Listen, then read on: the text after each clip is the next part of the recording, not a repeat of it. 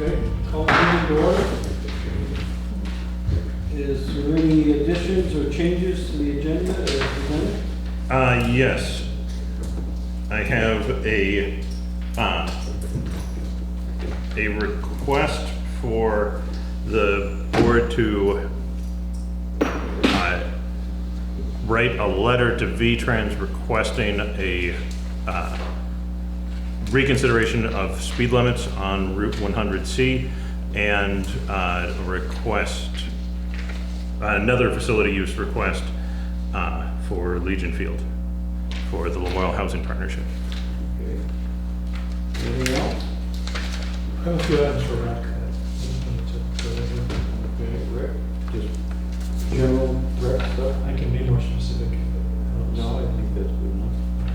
Part of it is, we don't have a rec committee, so I'm just bringing some things to purchase, to pass by the board of the purchase. And maybe a clarification that we have to modify item 1 of my report for setting the annual tax rate. We're going to discuss the roadblocks for setting the tax rate tonight. Okay. Well, that'll just be part of the tax rate. Yeah.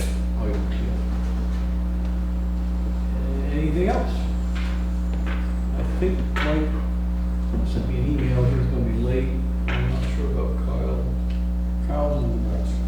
Oh, she probably won't be here then. I forgot all about that. Mike? Mike is here. Is the board prepared to approve the meeting minutes of June 17th? Sorry. I apologize. It should be June 17th, not June 3rd. June 17th, there's one correction I'd like to make on page 2. It says, Ned asked if we can make sure that people living in the trailer are provided with social services. Just want to be clear on that. I wasn't asking them to be provided with social services, connected to social services. I don't know if you can imply that we're looking to provide them with some assistance. So noted. Anything else? Any other changes in the meeting minutes? No. Look for motion to approve with the suggested changes of that. So, motion, do we have a second?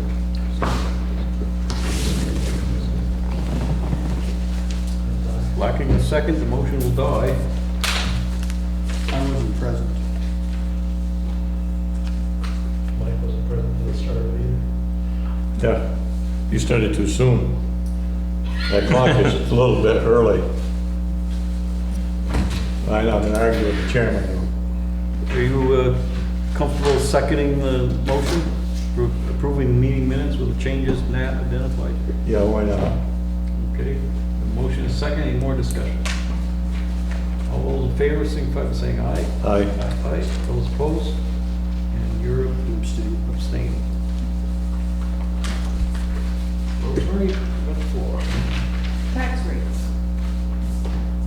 Late this afternoon, I got an email from the state tax department stating that the final education property tax rates for 141 out of 259 towns are now available. And we're not one of the 100. We are not one of them. None of the north towns are in this at all. So I called up Kim Norton from High Park, who's the treasurer. She didn't hadn't heard, and she didn't know of any reason why it would be late, because of past our budgets Right. a long time ago. And she said that the business manager and another person got sick of driving were on vacations. I couldn't call and ask them why. They said the rest of the towns will be published in the coming days, as they are currently under review for budget edit checks by supervisory business managers and the education, agency of education. And we're not waiting for a reappraisal result, so that's something that's not going to do with it. So I don't know if it'll be in. I sent the business manager at North an email, and I got one of those odd responses. She's out of town until July 15th. So we have no idea when we're gonna get that money. How late can we go before we set the tax rate? We got some tax Well, bills. usually try to send around 10th of July. that we may not be able to- But I was just, using last year's, school taxes, there's about an 7 increase on rate, which includes 45,000 for the, recreation program. They had plenty of time to take care of that, didn't they? They're supposed to have all the towns done by June 30th. What are they doing up there? That's kind of ridiculous. Okay. That's all I had. Rosemary, Did you want to do? I'd assume that would be through your part. Okay. Tom was here for a liquor license for the home run back snacks. You have your application completed? I do. How are you? Good. Good. You give that to us now if you have it. Sure. Sure, I do have an outside consumption I'd like to drop off tomorrow morning, if that's all right. Okay. I didn't have time to fill that out before getting here. But this is the application. I'll check what's here. Let's see.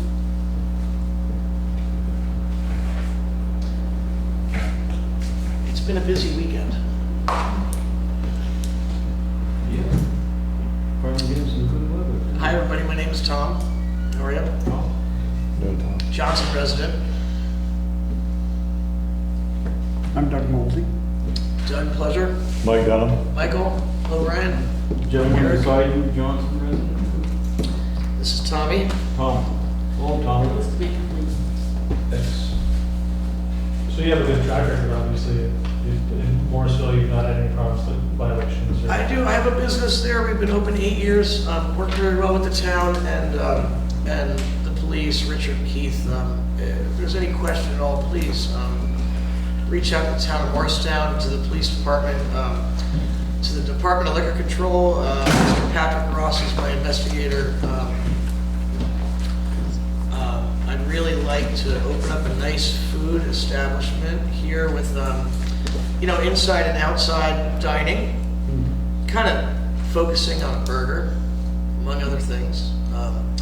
And I'd like to have spirits, beer and wine. But I believe I can operate the premises safely. And I believe it could be a great asset to this town.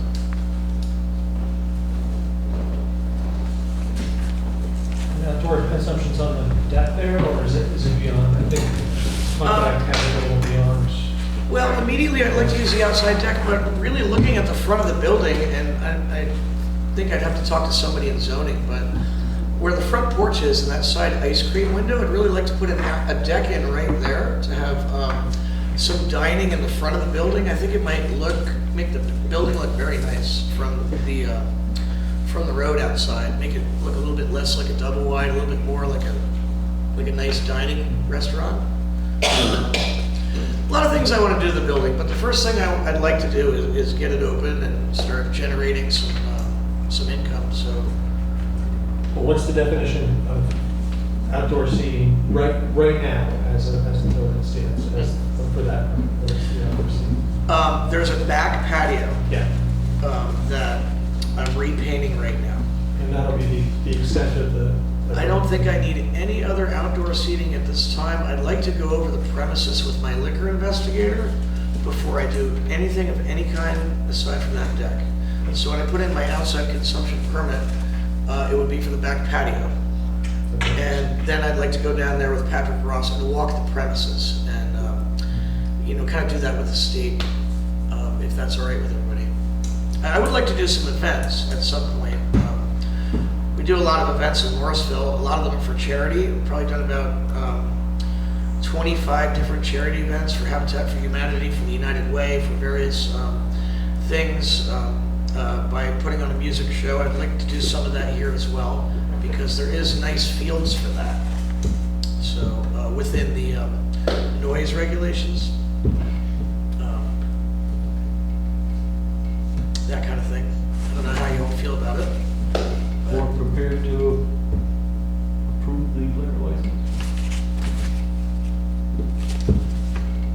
with conditions? Move as is. Decline.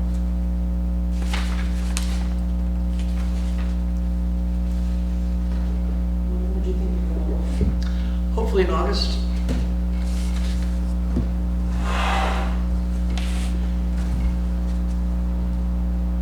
Everybody's looking to me. Yeah, we're waiting for You're your on the motion. I make the motion that we give this new business their proper liquor license that they're asking for, no conditions. Or send the normal letter. Normal letter. We have a motion, do we have a second? Second. And our normal letter is, we just reserve the right that if, you know, you got in trouble serving to minors, that we would reserve the right to revoke your license for a certain time period, as well as the state. We do that with all liquor. As you should. Any other discussion? Does it also include the outside consumption? Did your motion include the outside consumption when the permit comes in? It can, it can, it will. Well, I only outside. Oh, you- guys approve Okay, Outside consumption on the back deck. on the back deck. Yes. So that's not to say, if you have expand or you need to do something different than behind the back deck, come back and still be open for discussion. I certainly will, and I look forward to it, because I'd really like to get that front deck in, and we're just gonna see if it's possible. Cool. And we don't have zoning out there, so that's gonna be a short conversation when there's zoning. Okay, all right, thank you. I think it's great that somebody's going back in there. Place is 56 seconds from my home. It's on my way to my other business. I really think I could make a nice restaurant there, Great. and I love this town, so thank you for giving me a chance. Ready to vote? You have more? I would just like to have the application first, or just that the application would be the same parties and same identity of the owner, et cetera, when you submit the application. That we're approving in advance of it being submitted. Oh, For of the course. outside. Everything's there, but the outside consumption piece of paper, I just didn't have time to print it out before I had to pick this guy up, so I apologize. But I'll have it first thing in the morning over here. Okay. I'm the sole owner of the business, so Are you buying the building? I'd like to. I have a contract to buy it within the next year. First thing I'd like to do is get it open. I'm going to lease it from previous owners. Yeah. Great. Okay? Any more discussion? All those in favor, signify by saying aye. Aye. Those opposed? Congratulations. Thank you. I'll go ahead and sign this, Mr. Chairman? Yep, we all. Yeah, I know, I just wanted permission to put my signature. Like you need Mike. Well, you get it through the, well, I gotta act like I need. Yeah, I know. permission. Let's put it that way. Anything else, Rosemary? That's all. Anybody got any questions for Rosemary? If not, Congratulations and thank you very much. Thank you very much, Michael. on the agenda is the Community Health Center. I'm not sure who's taking the lead on this. Thank you. We hadn't prepared a presentation per se, but more of a discussion. Oh, okay. Happy to describe one part of the project, break in time. Okay, is that, Yep, that's fine. you're just here to offer help? Mine was that, I don't know you before. Carol Maloney, I'm supposed to spell it, yeah. Carol Maloney, and I'm here on behalf of Community Health Services in Mohawk Valley, Chesley. I'm Greg Tatro from Johnson. In case you don't know. You run an excavator in the I winter? can. A big long one that pulls ice out of the river. Yeah, so thanks for being here, inviting us to have the conversation. Brian's been part of our conversations for a while. We've had several meetings over the last year, really, in Johnson about health services here, especially since Dr. Rogers retired. And Chesley got hooked in the fall, and we've had a couple of meetings here with a variety of stakeholders, including town and village representatives, and the university, and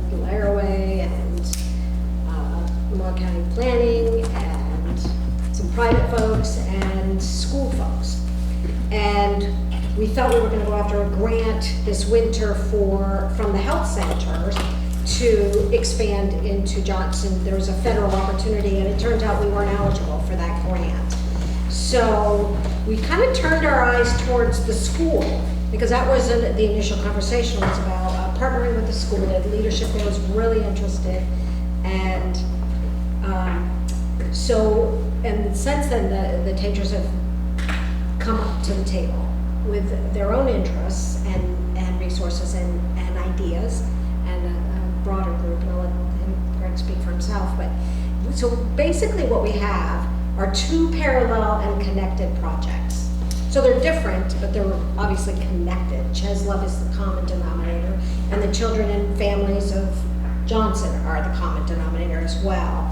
What I want you to know is that Cheslov did a little bit of a dive into its health services. I don't know how much y'all know about Cheslov, and you can certainly ask questions. I'm not an expert there. I've only been there for less than a year. But they have over 2,000 registered patients from Johnson. So 2/3 of your community are registered patients of Cheslov. That means they're either getting primary care, adult or children's, dental, neurology, substance or mental health treatment services. Yeah, those are the 5, so pediatric and neurology, dental, and behavioral and substance services. So over 2,000 patients, 346 of those are children under age 12, or under age 13, 12 and under. So the school is kind of the focus, the short-term focus right now. I just told Brian when I came in last Monday night, the Memorial North Modified Yada, yada, yada. Yeah, right.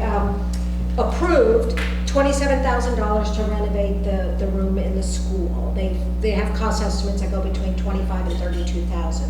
Cheslov will contribute the balance of up to $5,000 if it goes over $27,000. So what they're doing basically is taking a large room and dividing it in half, leaving about a 420 square foot health center in the school for school students only.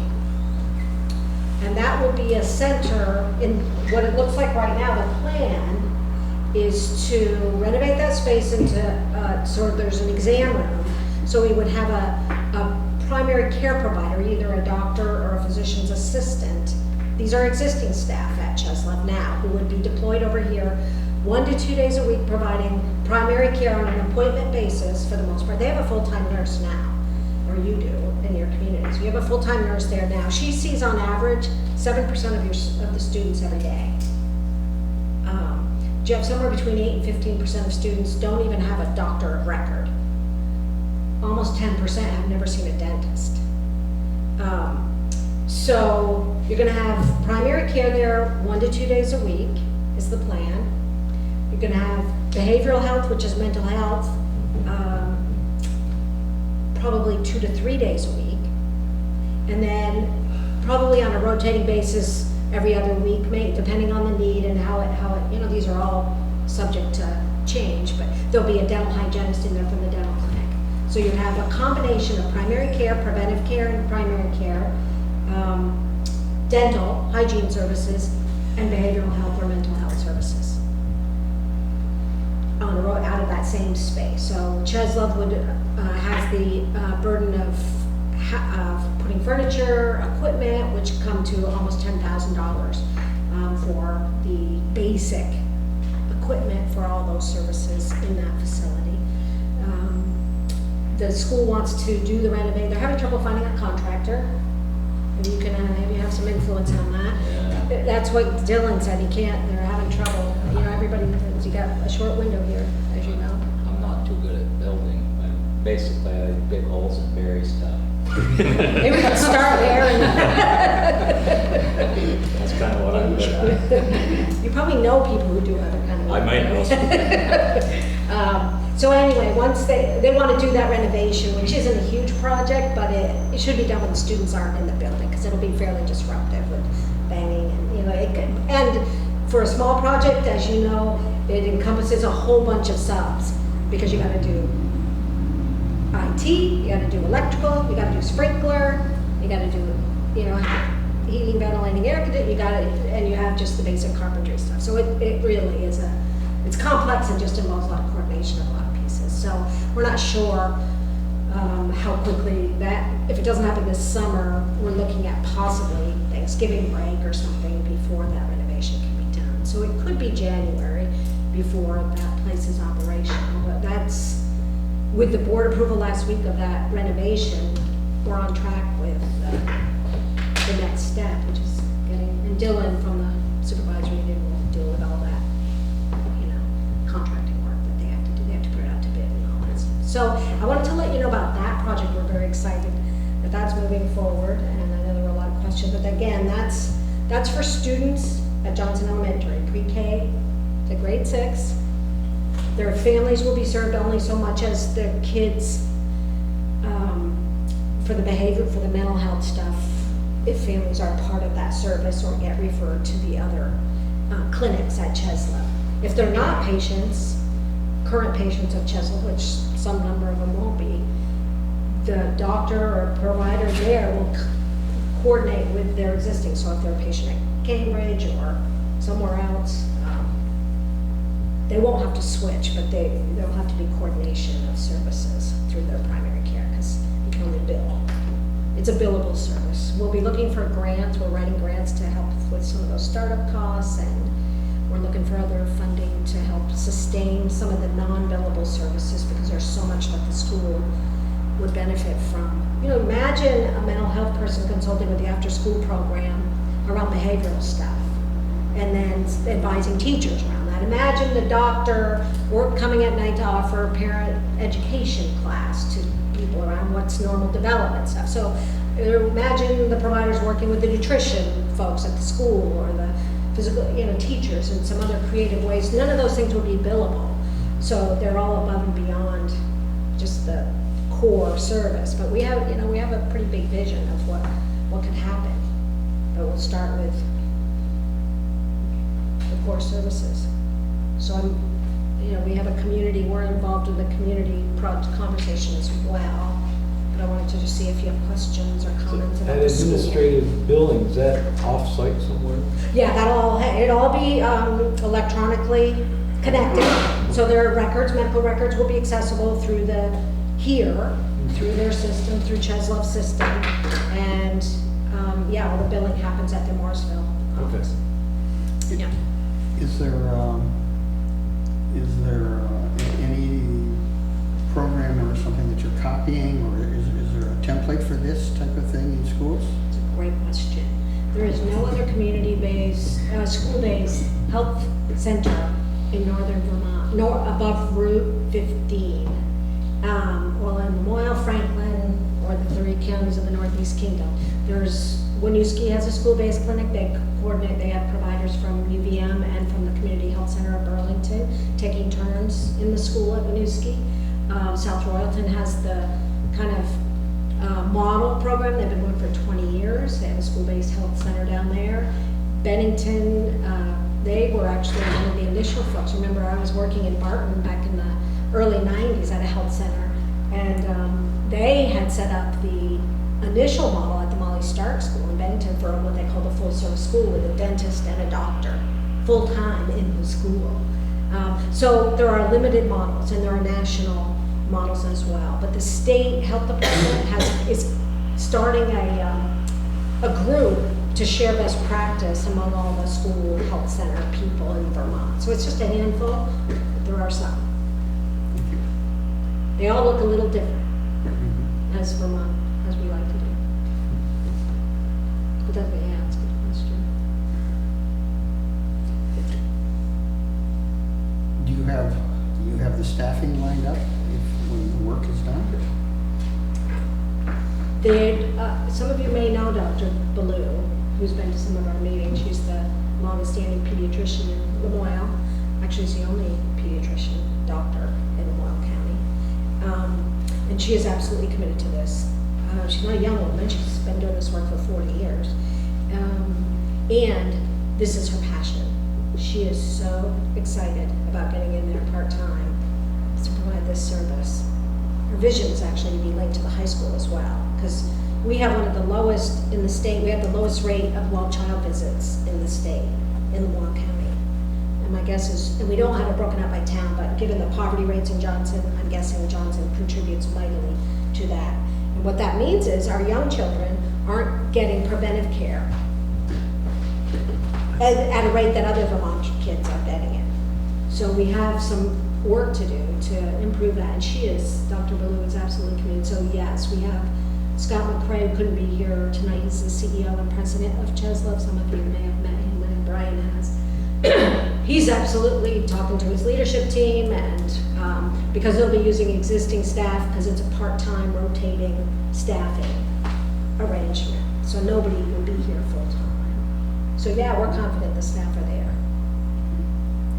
I thought I saw some data about the well child visits for Johnson and Eden at one of our meetings.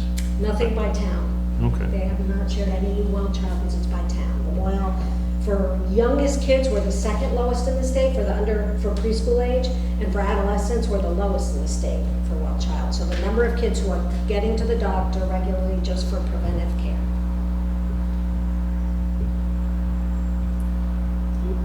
Anyone got any other questions? I think this is a great idea. When I arrived in Vermont and way long ago, I was sent by legal aid to go haul a dentist's office out of an Air Force base or something in Maine for the similar type purpose, because this is still such a tremendous need, and Johnson students will really profit, and I'm glad that Cheslov and our school district is focusing on this need.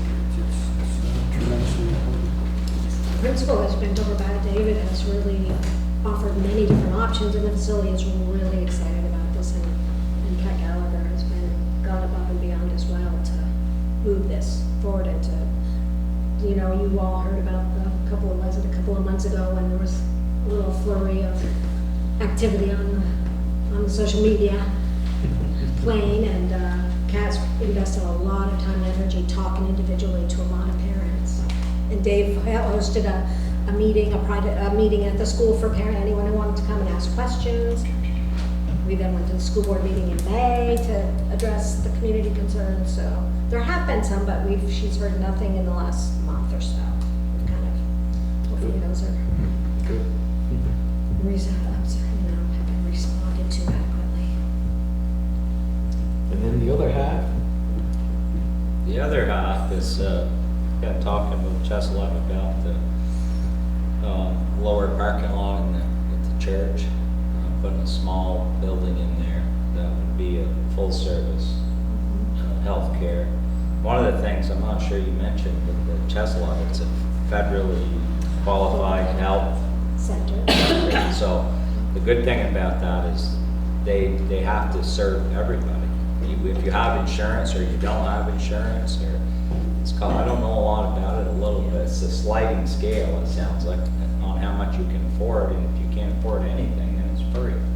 Which is really, that's what this, I think that's what this community would benefit from. So that's kind of what perked my ears up about it. Its mission, yeah, it's a nonprofit, and its mission is, and it's part of a federal system, so Cheslov gets federal grant money to help cover some of the costs of under and uninsured patients. So it does have a sliding fee scale according to federal, and it has to meet federal quality guidelines, and so it's part of this whole federal system, and there are 12 of these in Vermont.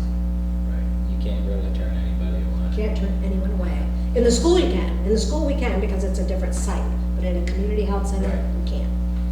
Kids you're working on. Kids, there. yeah. So this would be a different, kind of along the same lines. I think it's going to take quite a bit to get that going, don't you? Yeah. Gonna be- We're thinking 2 years, yeah. We're Couple thinking years. a couple years out. It's a reasonable timeline. Takes a while to get the grants, and I don't think it would take too long to get the building up, but maybe a year or less. But we can't really start building till we know that the funds are there to make it sustainable. So we thought we'd work with these folks if we can, and if the grants come through, then I think it's a good idea. With the church, it looks like, I don't know, do you want to talk about the church at all? Sure. Yeah. The chapel floor we like to use as a, like a event center to raise funds. Be like maybe we bring in a band or bring in a speaker, or bring in, some sober parties where people could come and that were recovering from alcohol or drugs and be safe. Even if somebody local in town needed to have a funeral because they couldn't afford one at the funeral home, we maybe put it up for a donation or something like that. So that's kind of what the talk is looking like. The recovery center's already contacted me about an event they want to have there in the beginning of September. So, and then the basement, it's kind of up in the air. We met with a company that does sober living, and they have 6 or 8 different houses throughout the state. They came up and looked, and we told them what we'd like to do upstairs, and we thought about some living quarters downstairs, but they said that's not a very good place for people trying to recover because there's so much activity upstairs. If there wasn't, then it would probably work as a sober living house. But I think that our vision is that the chapel part of the church, that floor, could really benefit the community. And with Jenna's promise, we need some source of fundraising. So if somehow we think that space would help there, and maybe dinners. My sister's got some plans. We are going through an Act 250 there, just so you know. I don't know, a lot of them have already commented back that there's really no need of them being involved, so it's coming. But so that's our plan for the church, and we'll start working on it pretty quick here, painting it, getting the floors in order, getting it ready. And hopefully we get an Act 250 permit. So we have investigated some other areas for sober living, as you know. Jenna's promise, that's kind of one of the goals that we want to accomplish. We've talked to a few people on that street, and we might be able to work something out with some of those folks. Our ultimate dream would be to pretty much make a lot of that street a sober community. At least some of the places where we know there's some trouble now. So, that's a little ways probably down the road, but the church will be the place we start. And we've talked to some people in the street, on that street.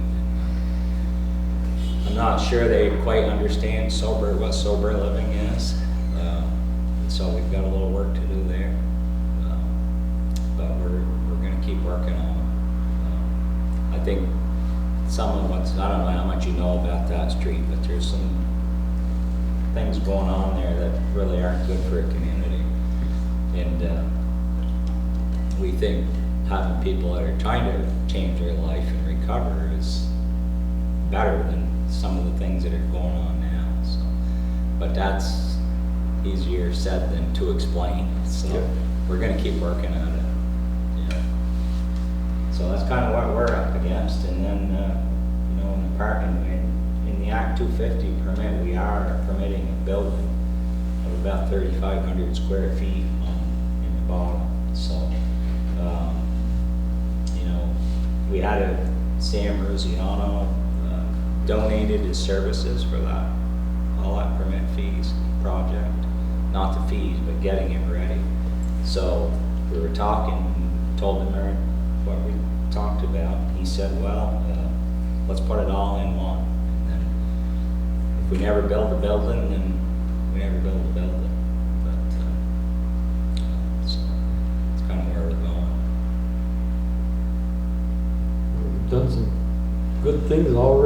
a short time. Yeah, You got the building, the church building. yeah, I think that building's gonna really service the community, I really do. You know, we could even maybe have some, I mean, I'll be looking at you guys and town people to see what kind of ideas they'd have for some of that space. Maybe there's a spot for some after-school activities or whatever, you know. The building is paid for, you know, Jenna's life insurance paid for the building, so we don't, Don and I, this isn't a money thing for us, it's, that building is to be used to help other people. And you know, we're kind of happy about that. We stumbled into that at the right time, I think, unfortunately, but, so we want the community's feedback on it, what else we can do there in the school season, or the winter, or the spring, or even the summertime. I think there's a lot of opportunities. Make sure you keep in mind that we do have a revolving loan fund, that there could be opportunities there for you. You Right. could qualify. And depending on what you do on like the church building, although that's probably tax exempt, but we do have a tax stabilization ability for the town. And if you create so many jobs, which maybe with the health center, then it would qualify with the school tax too, which is the biggie. Right. Those are just things down the road to keep in mind. Yeah, well, I think when the church was there, it was tax exempt, but I would assume now that we're gonna be paying taxes, I mean, that's what we think. So, unless you guys wanna just waive that here tonight, that's okay. No, I'm just joking, it is, you know, we understand that, Yeah. you know. I talked to Brian a little bit about some different things, and we've got some other ideas that are floating around here, but I don't think they're concrete enough to really talk about yet. But maybe they will be by your next meeting, maybe. If people have ideas, how do they get them to you, or is there a forum to communicate? Yeah, jennaspromise.org we have our website up, and there's an email on there, and a phone number, or local people can just call me if, you know, at home or my business. Anybody that seems to want to find me usually does. So we might have some better communication on that coming up, but right now we're concentrating on the Act 250 permit, getting that moving, see what people think. I think most of the people we talked to are okay with this plan. They were a little shy about the sober living house right there. But it just takes time. We gotta educate people, you know. I mean, these folks are, you know, they're having a tough time, and trying to recover is very, very difficult. In our community here in Ohio County and the state, you know, we've got to help these folks. You know, we've got to understand that they want to get better, you know, but it's so easy to fall back, right? So they need people like us. They really do. So that's what we're about, telling people what's going on, trying to talk about how we can help and figure out what we can do to help. So I think Johnson's a good place to get this ball moving here. I really do.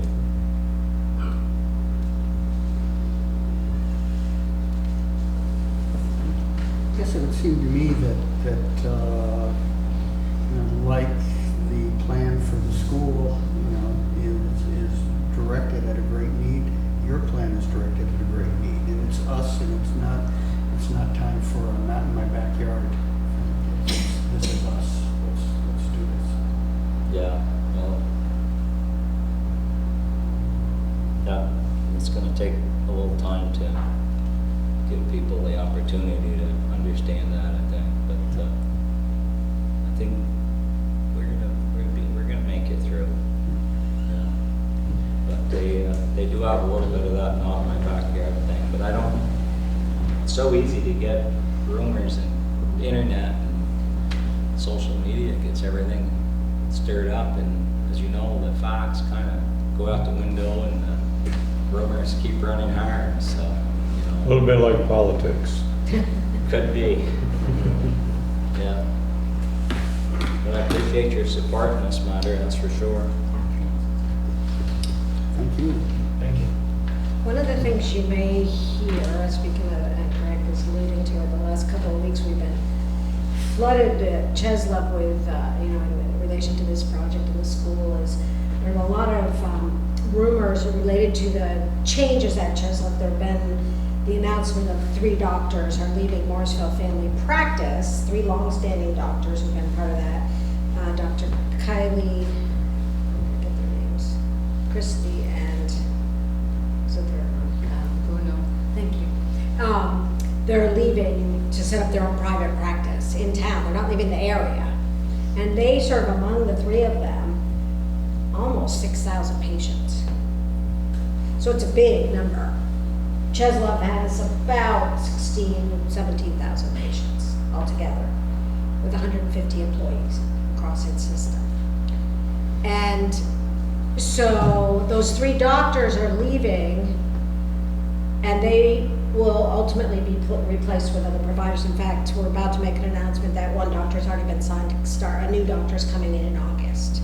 So Cheslip is fully, is actually recruiting all the time, and you can imagine workforce issues are tough in all fields, but recruiting doctors to this area of the country with its pay and everything else is tough. So it's an ongoing challenge, and Cheslip has just started some new strategies, but I would just want you to know that there are 3 doctors leaving. We know that, we are prepared for that, and this project again is far enough down the road that lots of things can happen in that time.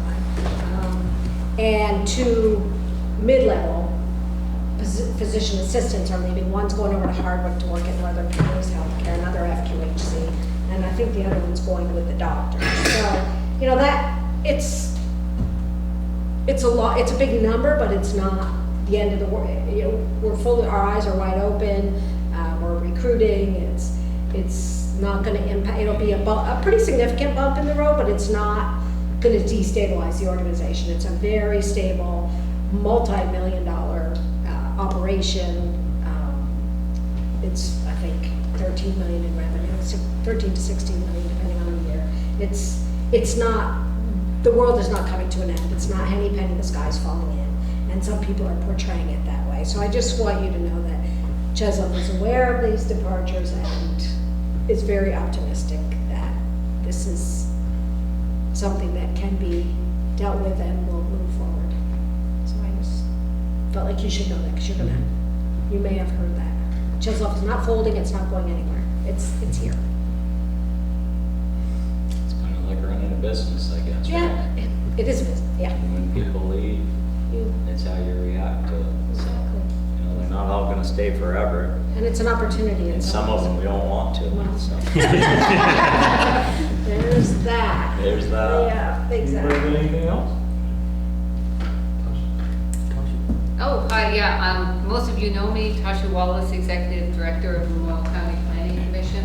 I really came to listen, to understand more about the project. I know you've been in communication with our staff, and we're really here to help. I think that the issues of health and wellness and opioid addiction are really issues that regional planning commissions should be doing more about in the future.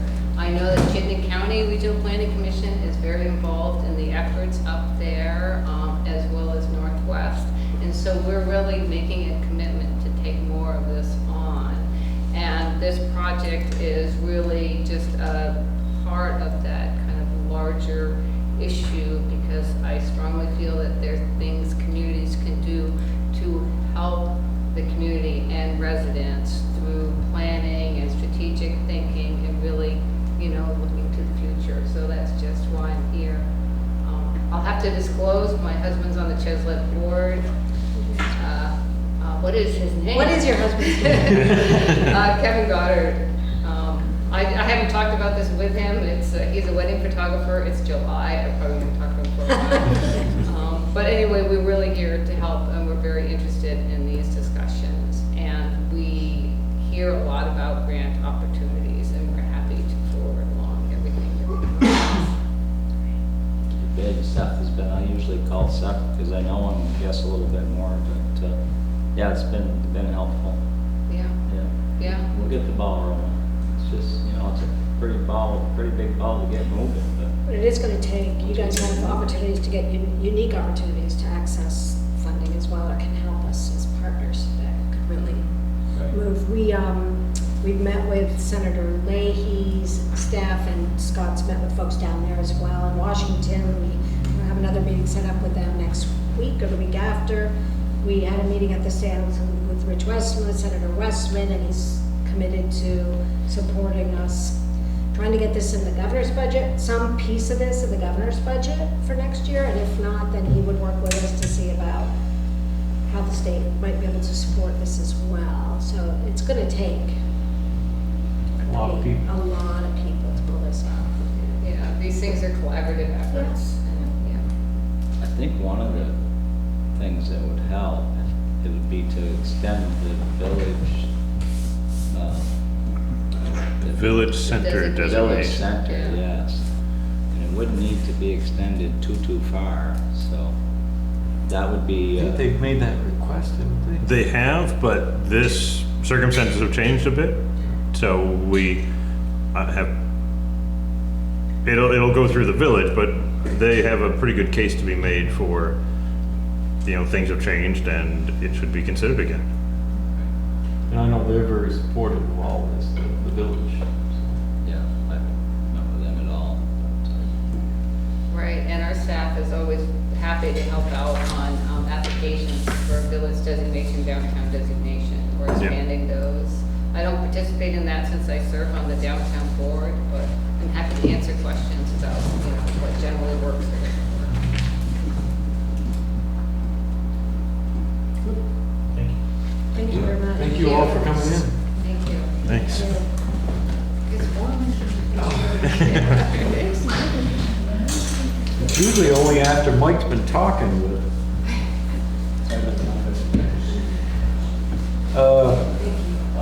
Thanks a lot, Karen. Yeah, we'll see you for the school. Thanks, 'cause that's- Oh, that's right. Yeah, we've got this. Just getting started. Thank Hey, you. ask Greg who's taking possession of the building, might be able to use his space. So, on your agenda is the set the annual tax rate, but is there anything else? I mean, we gotta wait. We got filled in by Rosemary for that, so. Okay. So if we're ready to move on, Yeah. the next item is to discuss the creation of a committee to manage the community of it. So we've had a couple volunteers managing it. They're doing a very good job with management, but similar to the way that, kind of the lesson learned with the Tuesday Night Live committee is we had people working on behalf of the town with little to no oversight and not a lot of feedback, and then it came back to bite us when we had questions about their relationship with the town. It might be worth our effort of forming a committee and empowering them now,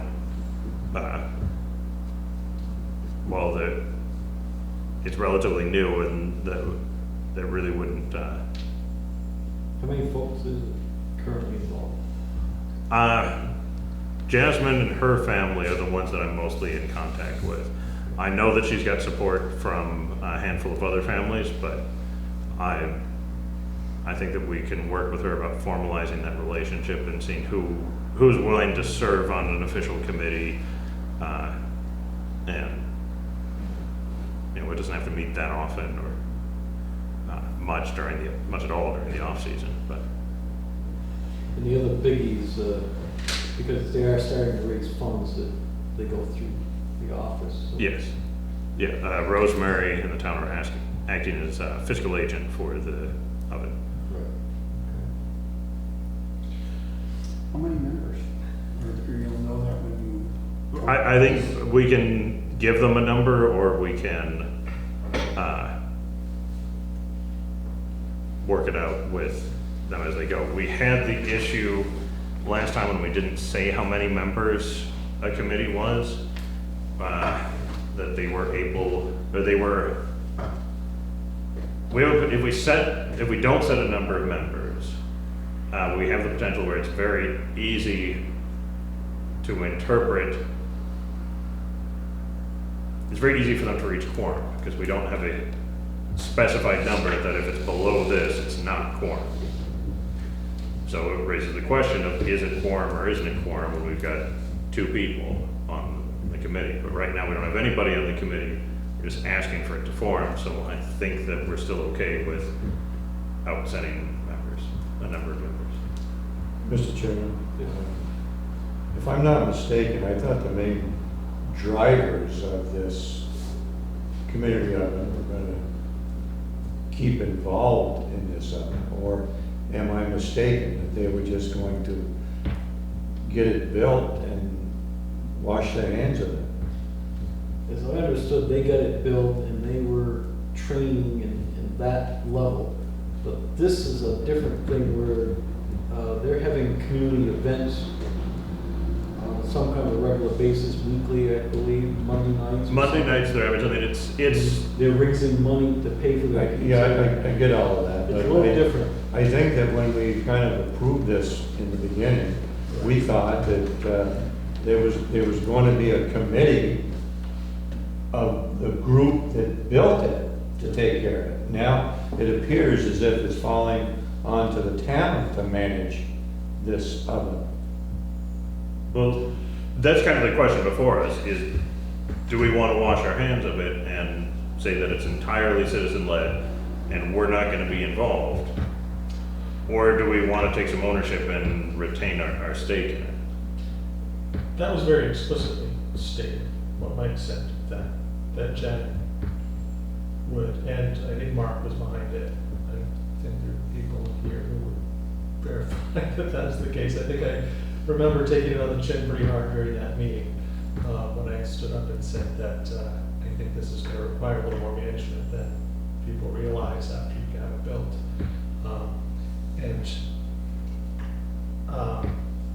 Now I think people are realizing, I don't know where Jen is at with this at all, like, but, She's just currently out of town, okay, so she's not taking an active role in it now, but she has, okay. in general, still been active. But I think that, I think the fact remains, it requires more management than just, oh yeah, I'll take care of it for the next 3 years.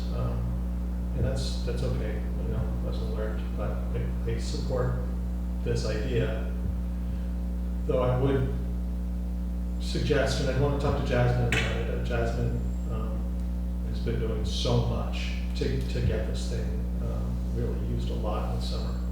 And she's incredibly impressive with what she can accomplish, which is she sets her mind to it.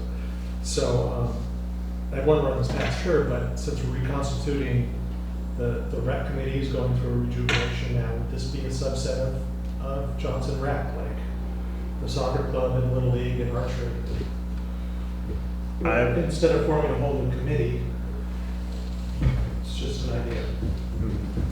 It would be great if Johnson Rec could be a little more Parks and Rec. Right, that's kind of cool.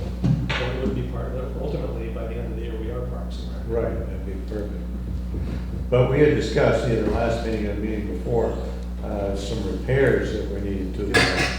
So whatever happened to that? That's another issue, Kyle was driving that. What was a little concerning with Jasmine was she's out getting grants and raising funds to do what she's doing. So it's a little different than, she's not maintaining the oven or anything like that. Maybe it should be a group that does everything, whether it's a subset of the rec committee or whatever, but, the concern that came to us was when their funds were going through them, and they automatically become town funds when it's a town, oven like that on our property, and it needs to go through Rosewood. So we just need to formalize it a little bit, because we didn't want to have another situation like Tuesday Night Live where they're, just running rogue. But whether it's Jen or, Are you talking about giving them a budget? A town funded no, budget? we haven't even, gone there at all, but. I hope it doesn't get to that. Well, that was another thing that was specified, was that there wouldn't be town money involved. But they are out soliciting grants and getting grants, and that's the biggest concern. It just needs to come through. Right. Go funneling through this office and have somebody who's accountable, is a representative of the town that is, got that appointment there. Right, that's just different than taxpayer money. Right. Pardon? It's different from taxpayer money. But I think Yeah. it's great, I mean, ultimately, it's more than one person can do. If we have a group of people who are interested in cleaning up and making sure there's wood there, and, it's going to benefit all of us, so. So, Mr. Chairman, where do you want to steer this? Well, the thought was, do we want to form a committee? And who would we put on it? Jasmine would probably be a likely choice, whether she's named the chair or what have you, or she may be a committee of one right now, but.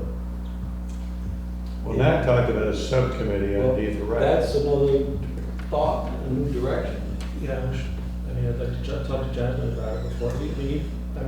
She kind of had some questions for me about how this would work, and her working with the town. Yeah, And I directed her to you guys. I don't know if you've had conversations. a little bit, but we haven't gotten too far with it. We got basically to the point where I thought it was appropriate to talk to the board. What is our intention? How do you guys run it with the rec committee? Different programs, you assign somebody to take the lead on that, but yet the rec committee has the overall responsibility? Yeah, they're typically when we have members, and we're really short on members right now, but there'll be somebody who has a particular interest in soccer. A parent who really is just joining because they're really interested in skiing and they want the skiing program to go. They'll continue to support with the other programs and help set budget and policy and all of that. That they focus on. But a couple of people will focus in this area, and people focus in that area. So are your thoughts, maybe trying to pull Jasmine into the fold if it was a rec and parks type of committee? That's I think would be a way to go. Jasmine's mother has expressed an interest, and she moved to Johnson recently, and is interested in joining the rec committee. Spoke with Jasmine about some other issues related to parks and playgrounds in Johnson, so, she's definitely, I could see it, how that could work. I definitely want to have a conversation with her first, and I'm willing to actually give her a call and just ask her. That sounds great. I don't know if you need action tonight on this, or if we can discuss it over the summer. Yeah. I think it's a little premature tonight, I think that what we need tonight is to make sure that the board is fully aware that we're acting as fiscal agent for the bread oven right now. Okay. So that the town is the one applying for grants and obtaining funds for Yeah. the bread oven. They're doing the legwork on it, but the town is the one acting that way.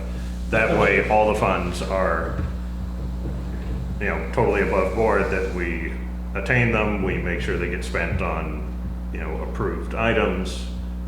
And the benefit for them is they get tax status and insurance coverage. Right, and they're eligible for grants that they wouldn't be otherwise. When they're not on an official committee like this, they're not eligible for very much.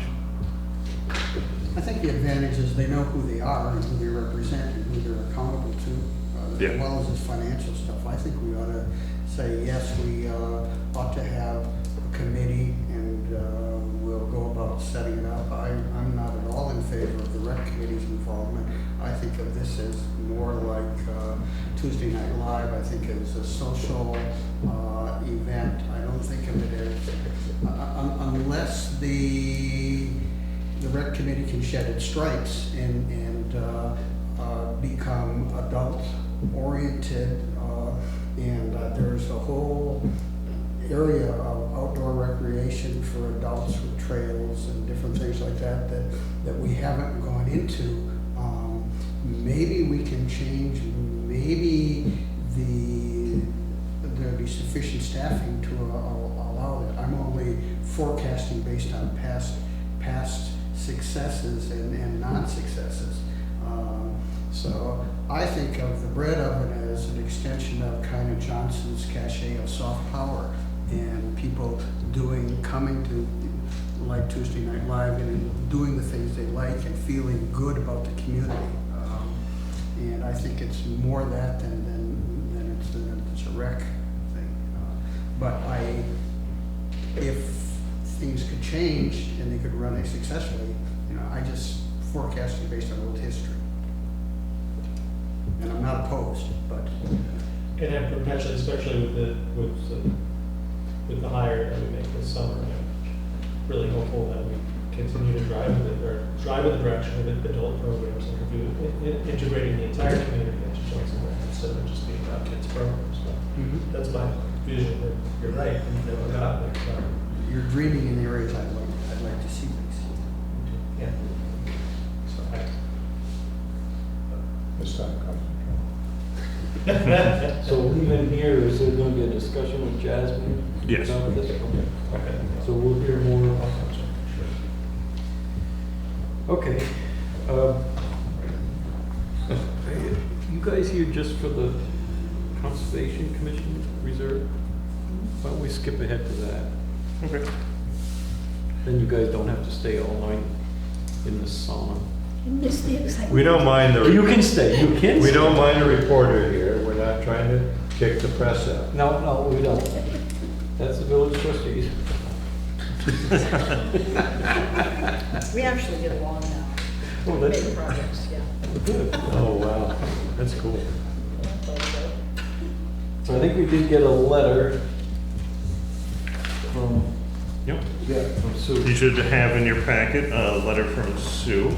The Conservation Commission voted to hire Red Start Environmental to eradicate invasive species in Journey's End and Beards Recreation Park. The work will be done in September, but it has been approved. What meeting was it approved in? Was it the May or June meeting? June June. 11th. Yeah, it was approved during the 18-19 budget year. So they'd like to spend the money to do the work out of the 18-19. So it was already in our budget anyhow. Yes. Yes. Yeah. Okay. You need a motion, you have one, Mr. Chairman. You so moving? Yes. We have a second. Second.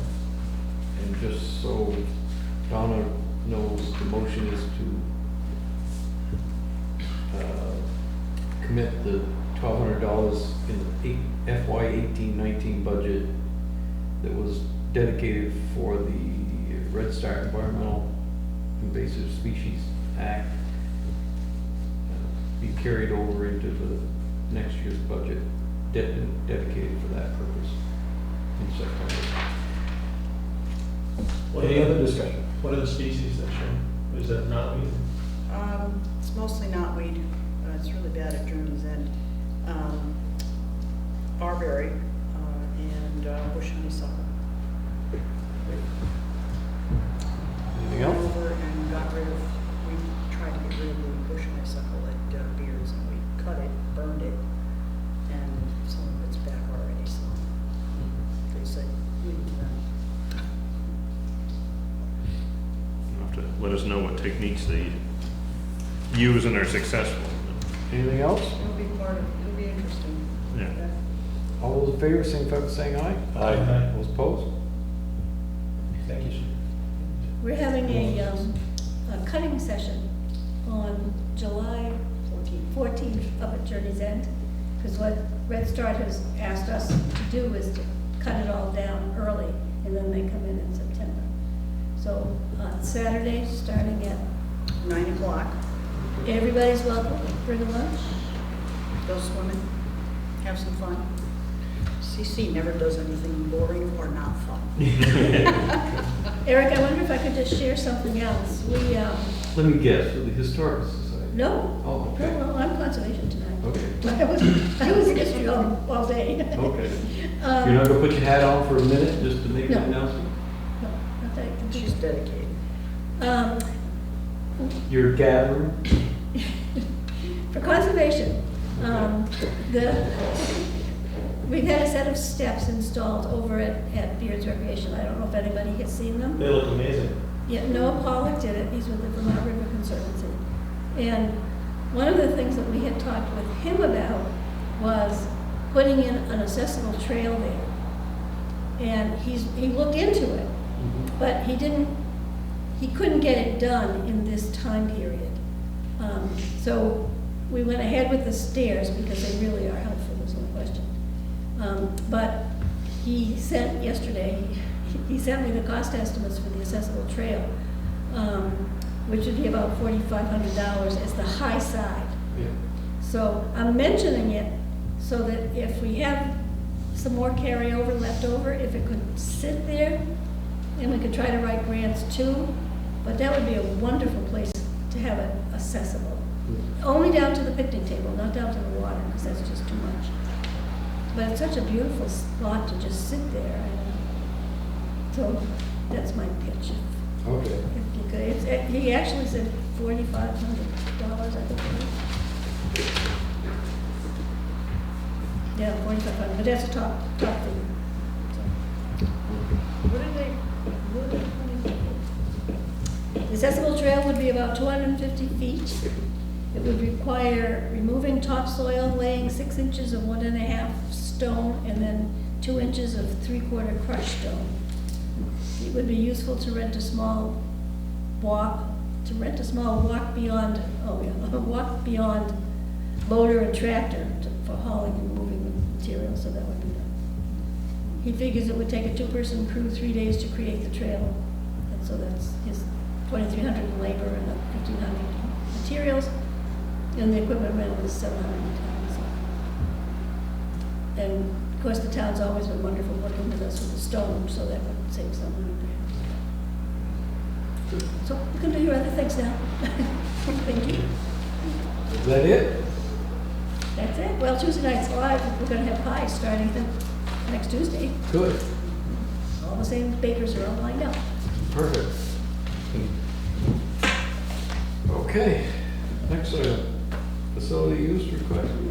Yes, we have the facility use request forms from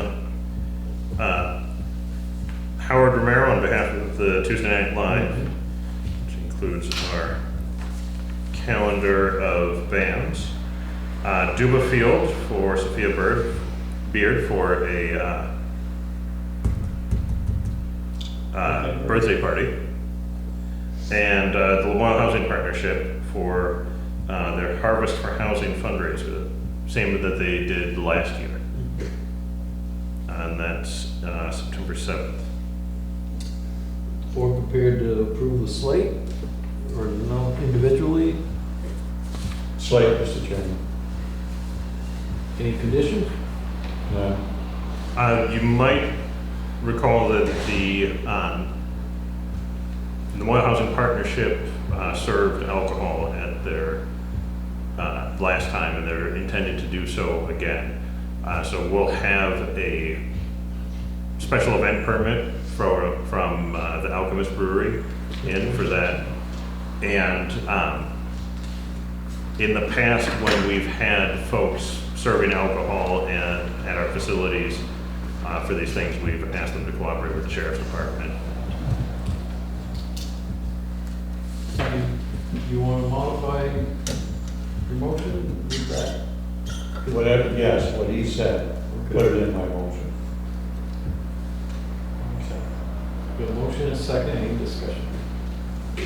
Sophia asked me about using Checkboard to do the, and it sounded to me like she was just doing regular park stuff, like she's going to have a birthday party in a park. So I was like, yeah, I mean, it's a park, like go enjoy it. And then I did say, check with Brian just to be sure, but it didn't seem to me like a facility use thing. I just wanted to. We usually ask for facility use if they're kind of reserving the park.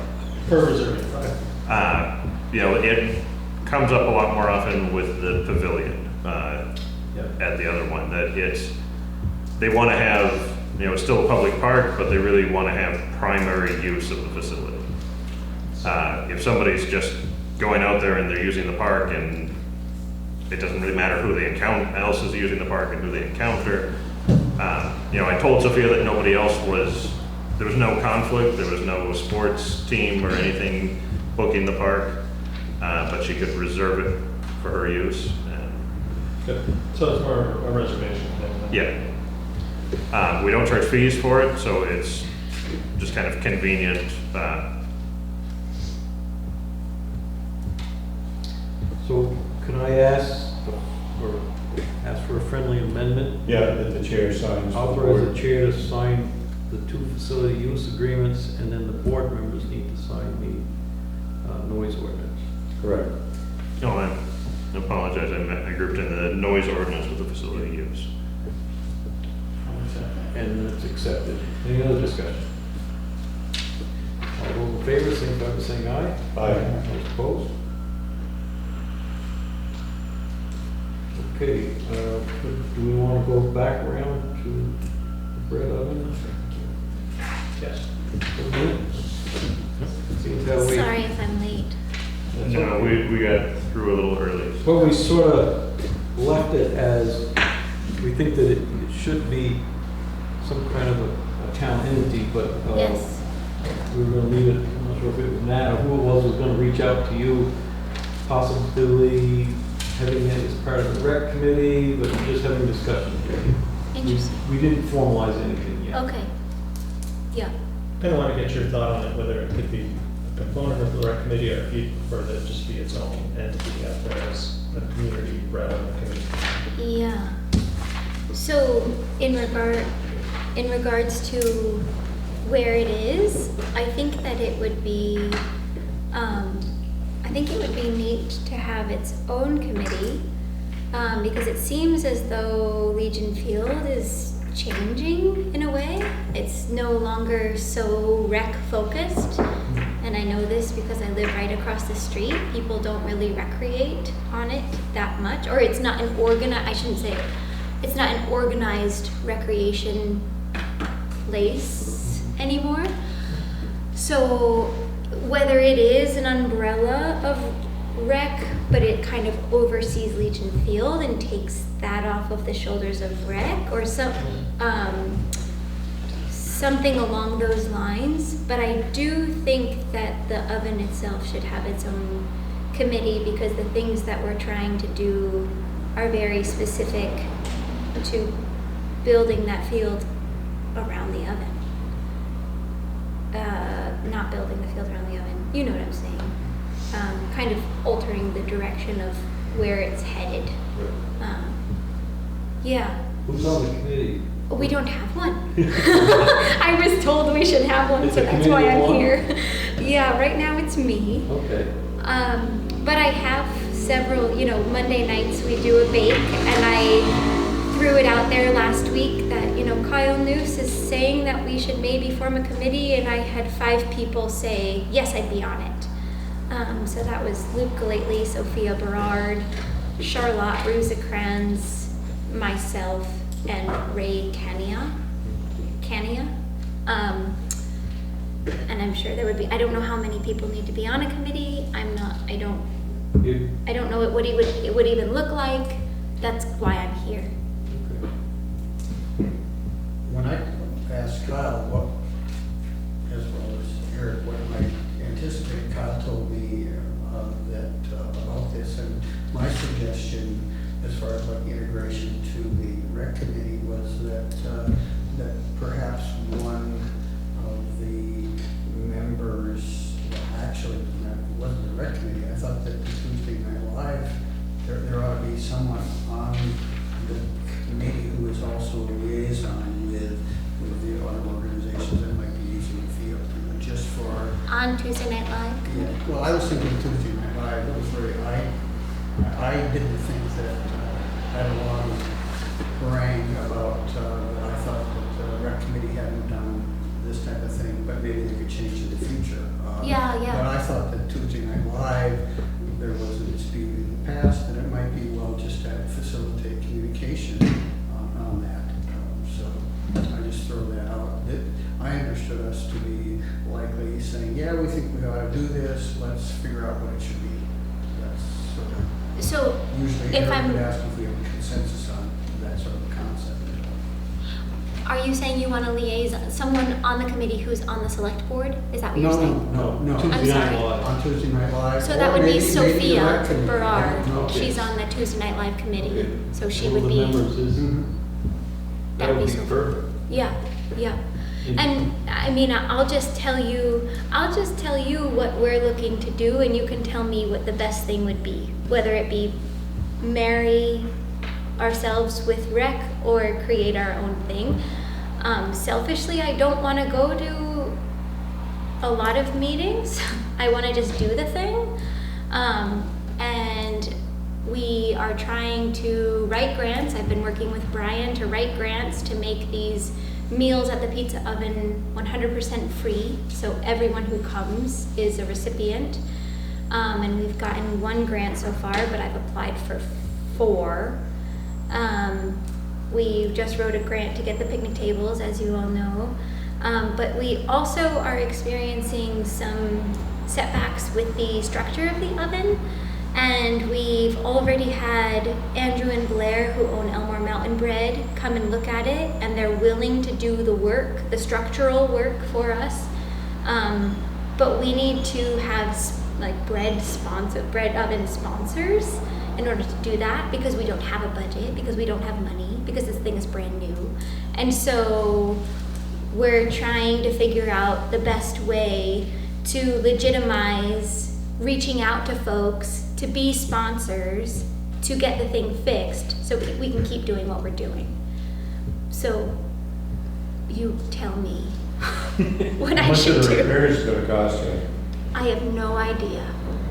I'll know more after this meet. I kind of wanted to talk to you guys before I even got a quote or anything. I just wanted to know where we all stood.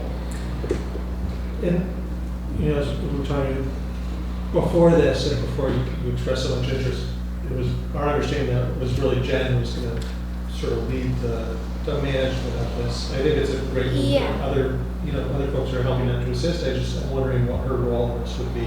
So I think that it's silly at this point to hold Jen 100% accountable because it's a community oven, right? So I will say that every single thing that I do that I've applied for, the people who Andrew and Blair who came and checked out the oven, I have kept Jen abreast 100% to everything that's been going on, and she's been giving me little nuggets of information as well along the way. But I have completely, she very eagerly handed the baton to me, and I very much took it willingly. I'm not trying to say she said she'd do it if she asked me stuff, but I'm saying that I think it's great that Yeah, there's going to be it's more than one person. It really should be, and it's a Absolutely. community thing. So I just Yeah. want to make sure that, because of our understanding was she was going to be leading it, that you weren't talking to her and all this is happening with absolutely. Yeah, her approval and knowledge. yes. It's not like some sort of. No, she's Good. very much in on all the emails. Yeah. So you prefer a standalone committee? Okay, with that being said, a committee, how many meetings do you have to have a year? Does it matter? No. No, but when you're together and you make decisions around money or Yeah, or something, you need to do that in public meeting, that's warned, and Yeah. minutes are published, and, you know, Right. but you do that according to the open meeting law. That's the, you know, that's the Okay. pain in the neck. Yeah. Yeah, I think that as it stands right now, I would prefer to have a committee that stands alone unless you persuade me otherwise, or unless you think that I should do it a different way. I don't know. The way I feel about it, if people are interested in doing anything, that it's my job as a select board member to make it as easy for them to do it as possible. And if you feel as if that's the easiest way to do it, I support it. You know, I would never want to come in the middle of sticking a wrench in any work of anybody who wanted to volunteer for Johnson.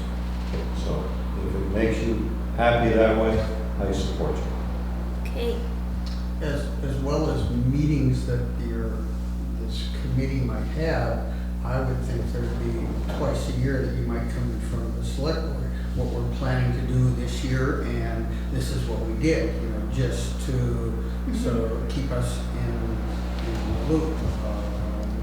And for you to know that we're out here and supportive. And it's easier to be supportive on something we know something about. Mm-hmm. Yeah. Or prepared to take any action tonight. She's indicated she has 5 people who are willing to serve on the committee. Did I already ask that question? How many people have to be on a committee? No, we can set the number, You can set the number. 3, 5, 7. It's usually good to have an odd number. An odd number. Yeah. Okay. Do we do at some point a definition of what the committee is for, what their charge is? You know, maybe before we appoint something like that, appoint a committee, we ought to have the charge ready. Or assign that to the committee to come back with. Good point, Mr. I Chair. think that's how it's been done in the past. The committee has prepared the documents and the select board approved. Okay. So what are we preparing? I'm sorry. Just Sort of like how you're gonna be bylaws. organized. How we're gonna be organized? like What's your mission? What our mission is. Mission Okay. statement or whatever. Okay. And does there have to be a chair? Like, does there have to be Yeah, these we're gonna roles? appoint you as chair. Chair, and then if there's a secretary? No, no, Are you- the committee are you will appoint joking? the chair. The committee will make nominations, we're not going to appoint a chair. Okay, okay. Oh, I like the idea. But if you're not sure, we'll dissolve it. Okay. Jasmine, you will want to have a secretary because somebody has to take the minutes. Take the and report minutes. them Okay, and get the agenda up. right. And so would we also need a treasurer, or is the town, or is Rosemary? You could. Rosemary's the treasurer. Okay, so, I had another question. Okay, so when we start receiving these funds from sponsorship, that will hopefully just be rolling in, will we have our own? Account? Yes. Yes, Well, okay. It'd be under Rosemary. everything will go to the town. Right, but, it won't be morphed with something else. It No, will it's going to be designated the Great. community of the fund. Great. Wonderful. Okay. Rosemary doesn't take vacation on her funds. Okay. We look for a motion to a 5-member standalone If the board's committee prepared. for the community of. Sure, we're looking for that. I make that motion, Mr. Chair. Okay, we have a motion, do we have a second? Do we have any discussion? I have a question. Okay. Can I, before we come back to you next month with our mission and our projected, can I start this sponsorship call out? Because we really need to get the oven. Is that okay? And I can say You've that been it's. doing it anyway. Right. I know, I just don't want to do anything. No, you're doing Not an excellent kosher. job. Okay. And we're very pleased. Okay. With what you're doing. I've been looking at the court report. You'll come back with who the chairperson is of your committee and everything else, and the committee will decide who the chair is going to be. Okay. So, Do you want, before we appoint committee members, do you want to put it out there in Front Porch Forum and to solicit members and maybe go through our, we have an appointment policy, which, it's true. but, Yeah. does that make sense, just to make it an open thing? Sure. Yeah. But you can lobby with as many people as you want ahead of time. Yeah. Yeah. So make a call out to say that there's a committee forming if you're interested. In that case, Mr. Chairman, I said a 5-member. If she puts a call out and there's 2 more people that want to join, and they're very capable people, maybe we shouldn't limit them to a 5-member. Or any overflow goes to the rec committee. That's true. Well- What do you think? Just strike out the 5-member and just say standing committee? And have our normal appointing process. Right. I'm gonna strike the 5-member. I don't believe we should tell them how many. You're gonna withdraw your motion? What is a I'll stand? withdraw the whole thing. And you second What is a standing committee? It's it'll be a committee for the brick oven, a brick oven committee to Okay. oversee the brick oven. Would be a standalone committee. You would not be a subcommittee of another committee. Right. You'd be your own committee. But what were you saying about the 5-member? Initially, I said 5 members. Yeah. And I made the motion to have a 5-member committee. Okay. It was seconded, and if it had been approved, all you could have would be 5 members. When it was mentioned by Nat to put it out to Front Porch Forum, or to go out to try to find more members, or to just bring it open to the public, there may be other candidates that you might find would be very good to be on the committee, and you would wish that you could have 7, okay?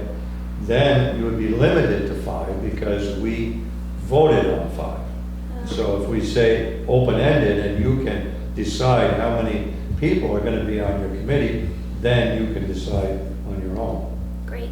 and no restrictions. And then ultimately, we'd have to name them, and we'd name the number, but you're basically gonna look at the pool, you know. Yep. And pick who's gonna be on your committee. But I didn't wanna restrict you to 5. Got it. It will be restricted after we name the members. We'll set the, depending on how many applicants we get, we'll set a number. Set a number then, but I So won't set a number overflow then. wouldn't be welcome to come. Mhm. Overflow wouldn't be welcome to come to a meeting. Anybody can go to the Anybody meeting. can come to a meeting. Okay, but I'm first sorry look that at- I'm asking very elementary questions, I just Good. don't It's, your understand. questions are really good. Okay, Yeah. It's just the only ones that can vote and have a say Voting. are Okay. the members. okay, And the members of the committee. awesome, got it. So I make the motion that the committee of them have a standalone committee for oversight.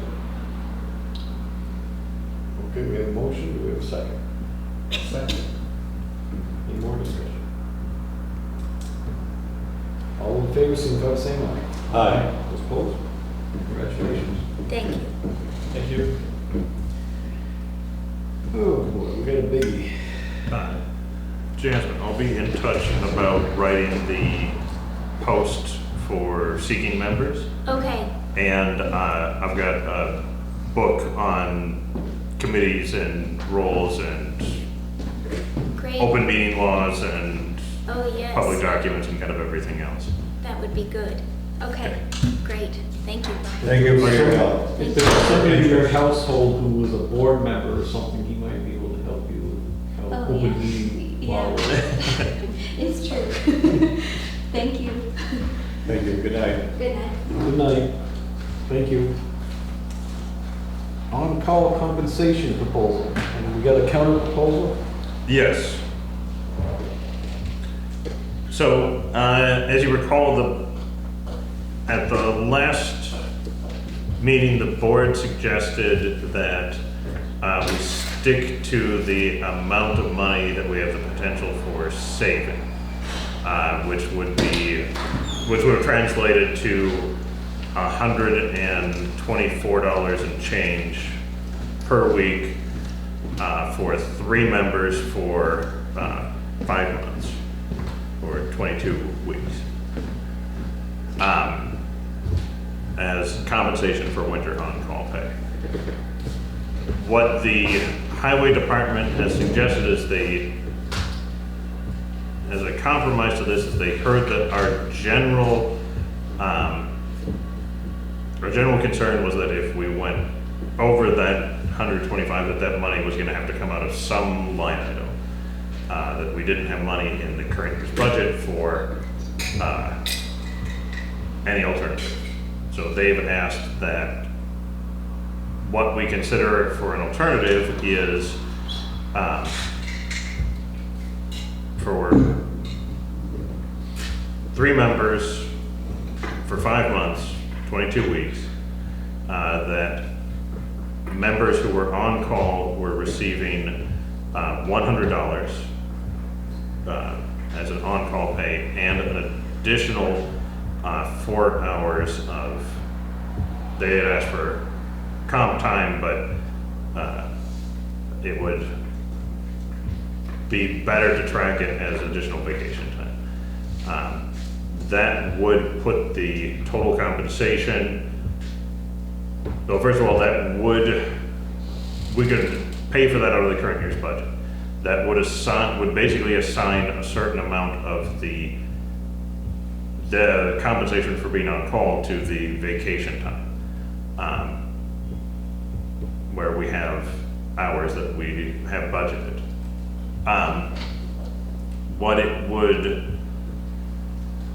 Its total monetary value would be at or above the $200 per week that was initially requested. But it would come out of a budget line item in a way that we could pay for it under the current year. That sounds like a better deal than it was before. No, it's not. That's more. No, better deal, but it cost us more. It's a better deal for them, not for us. No, I'm gonna go back to what I said last time, that during that extensive meeting with the employees, it was supposed to even out, and we had figured a way for it to even out. So that's what they asked for, and that's what we're presenting to them. Now they want to try to get more out of it. I don't agree with that. You know, if you ask for one thing and you give it to somebody, they should accept it. They said it was going to even out. We figured a way for it to even out, and that's the way it should be. If it comes out of, without regard to the monetary aspect, if it comes out of vacation time, how does that affect the output of the work? Less available time. It should, this is a commitment that the employees are making, but in the past, we haven't assigned any vacation time during the winter. Right now, with an additional employee, we can afford for some people to take some vacation time during the winter. We actually would prefer if some people took some of their vacation time during the winter, because we are short man hours during the summer. Do we have any need to control when vacation time is taken? The personnel policy allows for the supervisor to approve. But we have some, because of the way our hours and our banks work, it would be a significant impact on morale if we didn't generally approve vacation time, especially for employees that were close to filling their bank. So it'd be hard to say, it'd be hard actually to control it because of the morale. Yes. Yeah, that we have a control mechanism, but in practice, our employees don't take that much time off, except right now, well, and especially in the past, when people want to take off, everybody wanted to take the same time off. We need to spread that out a little bit more, and we can, if we spread it out, we can handle it, no problem. But we can't have everybody save it up for deer season and, you know, lose the entire staff. For the snowfall on the first day of deer season. Yeah.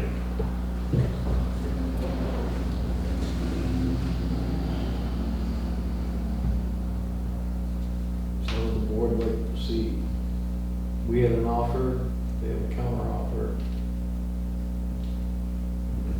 There's no offer, counter offer here. Really. You're right, I mean, They asked for like parity from one to another, and we have given them parity. So, what's there more to talk about? I mean, we could do that tonight. You know, I think we treat our employees quite well, really. In the summer months, they're coming to work at 6 and skipping their lunch and getting done at 2 in the afternoon. I mean, a lot of companies don't let their employees do that. It gives them basically the whole afternoon to do other things, so we're pretty liberal on that. At least they could see us on what we're talking about, considering we gave them what they asked for. Well, just to be clear, their position was, they had believed that they were asking for $200. They thought the $200 would be paid for. The $200 was not paid for, but I think that they would still characterize that they wanted $200. Well, yeah, but when they requested that $200, and They believed that it would be fair. I was doing math, and Jason said, I'm pretty good with figures, I think it's gonna pretty much even out for you guys if you do this. So I said, well, I'm doing the math here, I'm not seeing how it evens out, but if it evens out, definitely. And we all left feeling pretty good about that. If it all evens out, that was a pretty big qualifier for that meeting. It wasn't, this is gonna be an extra $7,500 benefit or something, you know, with the $200, so yeah, I'm having a hard time getting there. Me too. And I can go way back to previous meetings when we said that when employees take a job with the town of Johnson, this is the way it is right now. And this was your condition of employment. There was nothing in there about on-call pay or anything of the sort. This is something that has been cooked up since several months ago when they brought it to us. So we could just go back and say, no, we don't even want to do this. It was never a condition of your employment. You took the job and accepted it the way it was. So because of that, I think that what we're doing with $124, is what you were talking about a few minutes ago, that brings it even. And that's what they asked for. Like Nat reiterated, that when Jason said it's going to come out the same, we did the figures and made it come out the same. I missed Judy, but it seems to me that they have said, taking the point that we were concerned about where it came from the budget, and I think they missed the point. The point is parity rather than where it comes from in the budget. And if I would say that parity, we were willing to do parity, and if they have a proposal that would do it, we accomplish that, we'd be interested in that. But the present proposal doesn't do that. Correct. So Brian, sorry. Yeah. It's $124, And change for three members, 3 members for 22 weeks. 22 weeks, and that equals the savings that we figure we'll get for the 4-hour, what is that called? Minimum call out. Minimum call out. Yeah, that we would eliminate the minimum call out for the winter months. And we would reduce the minimum call out from 4 hours to 2 hours during the summer months. So during the summer months, there'd be no on-call compensation other than a minimum call out. And during the winter months, there'd be no minimum call out, but a certain number of our employees would be receiving additional compensation for remaining on call.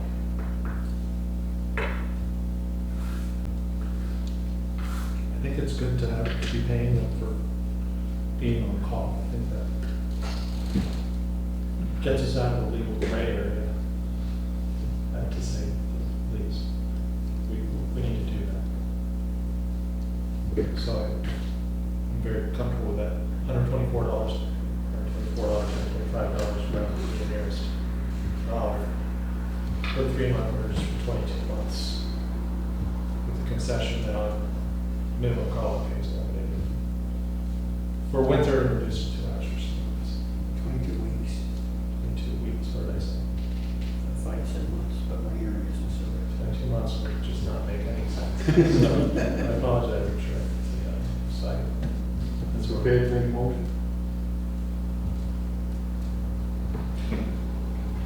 Yeah. Can I ask a question?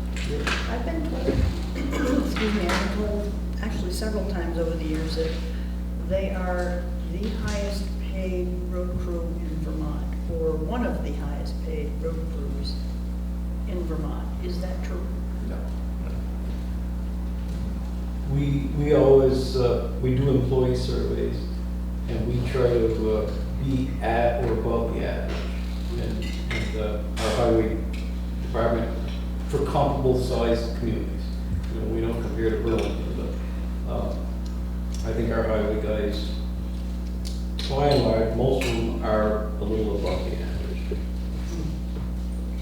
I'm not sure about Brian, But they certainly are not. No. We have, and where this arises is some of our related policies for on-call and overtime pay. That our overtime pay has become less generous than some of our other communities. And so the employees are asking for some compensation to back up some of, to regain some of what they feel they've lost as our overtime policy has become more strict. But and the on-call, you know, they sacrifice every weekend for 5 months of the year. To ask or expect them to do that, there is labor laws that do require being compensated if you expect them to do that. They've always been good, they've always done it, but we need to compensate them for it. So we've recognized that for a few years, we just haven't got there yet. How does that 22 weeks work? When does it start? When does it end? we've suggested the second pay period, to start the third pay period of November to the second pay period of April. To which pay period in April? The second. Unfortunately, we don't have, you know, I wish some of the employees had come to the meeting tonight. I had suggested that, given our meeting with the health center and everything else, that, that we, in the interest of the board's time, since they had a specific ask, that the board could review that. But we have one individual in particular lives in town. He's a town taxpayer. He could have come tonight. pled his case. It's always better to have somebody to talk to that's has skin in the game. And, so I'm not going to change my thoughts on this. You know, I consider a deal as a deal, and they asked for the deal, and we're giving them the deal. So I'll make a motion that we pay $124 a week of on-call time for 3 members of the town highway and, what is it, public works and highway and public works department. 3 members for up to 22 weeks a year, from the 3rd pay period in November to the 2nd pay period of April. And that we eliminate minimum call-out pay in the winter months and reduce minimum call-out time pay, call-out time to 2 hours for the summer months. Got a motion, do we have a second? Why did it turn out to 3 employees instead of 4? Because we hired a new person. Brian is exempt. Right, but they still 4 others. But they've been, this past winter, they started rotating out with 1 person. Oh, that's on right, call that's right. every week, so that they could have Yeah. Sandy bring it. Does that fit your? Are we, is this a suggest, am I taking this back to them for a consultation, or are we changing the This is personnel the- policy? This is changing the personnel policy tonight. I'll second that, by the way. We have a motion and a second. Any more discussion?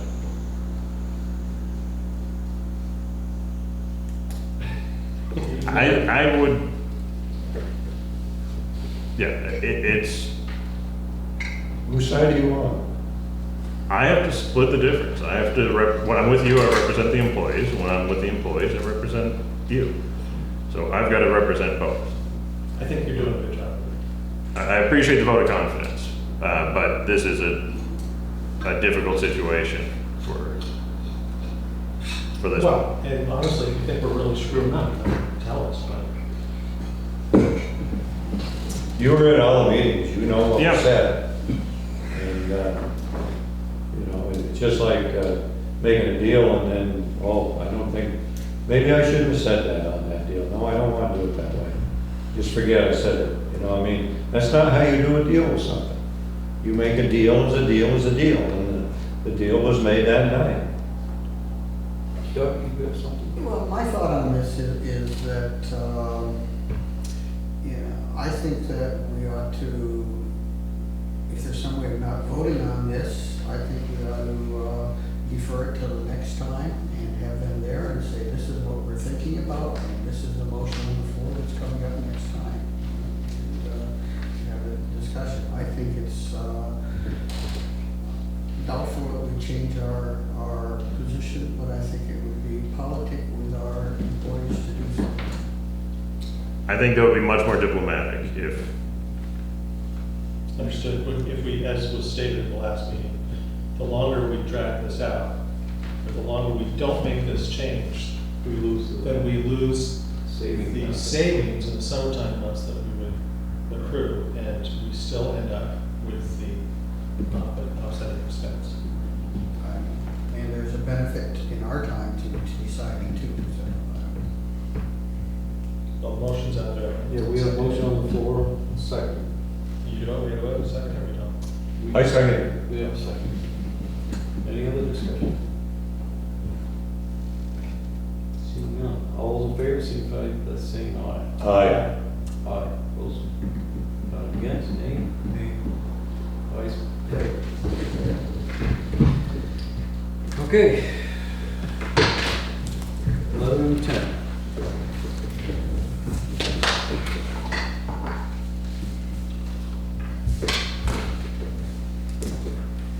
all right.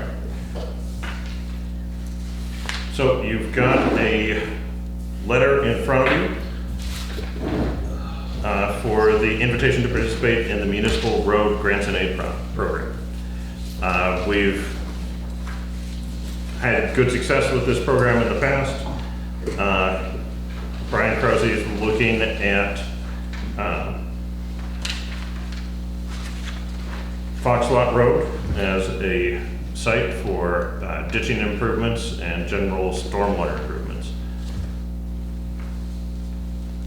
So on page 3, there's a letter of intent that the select board needs to sign. We do expect that this would probably be done by October 31st of this year. If you're interested more in the financials, the last page cites the amount that we qualify for. There is a final offer that can be made. Depending on how many people sign up for it and how many letters of intent they get, they'll determine how much money's going out, and then they'll change. But our base rate is $12,700 with a local match of $3,175. Which is cash or in kind. Right. So we usually do that in kind. For a project like this, we'd easily do that in kind. That our labor and equipment rates,